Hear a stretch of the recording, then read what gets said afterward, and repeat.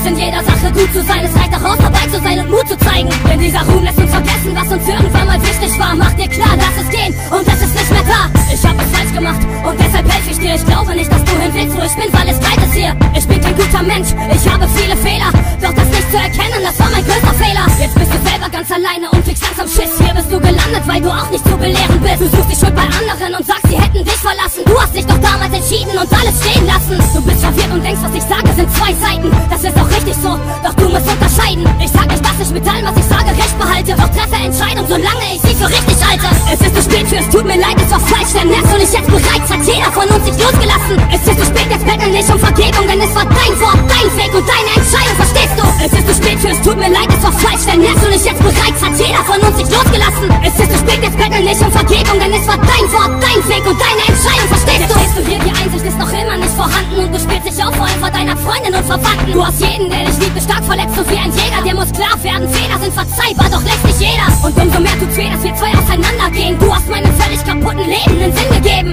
Und ich weiß nicht mehr genau, was für dich wichtig ist. Ich seh nur, dass grad alles, was du hattest, auseinanderbricht. Du hast dich lange vorbereitet, sagst du hättest im Griff, doch wie schützt du dich von einem geistigen Schlag, der das Herz zerbricht? Ich frag mich Tag für Tag und langsam wird's mir klar, dass genau das, was ich für dich tat, nicht richtig war. Du konntest alles richtig stellen an Tausenden von Tagen, aber jetzt ist es zu spät, okay, es gibt nichts mehr zu sagen. Verstehst du, ich hätte nie gedacht, dass die Sache so enden wird. Ich sag's dir ehrlich ins Gesicht, ich bin enttäuscht von dir. Es ist zu spät für, es tut mir leid, es war falsch, denn merkst du nicht jetzt bereits, hat jeder von uns sich losgelassen. Es ist zu spät, jetzt betteln nicht um Vergebung, denn es war dein Wort, dein Weg und deine Entscheidung, verstehst du? Es ist zu spät für, es tut mir leid, es war falsch, denn merkst du nicht jetzt bereits, hat jeder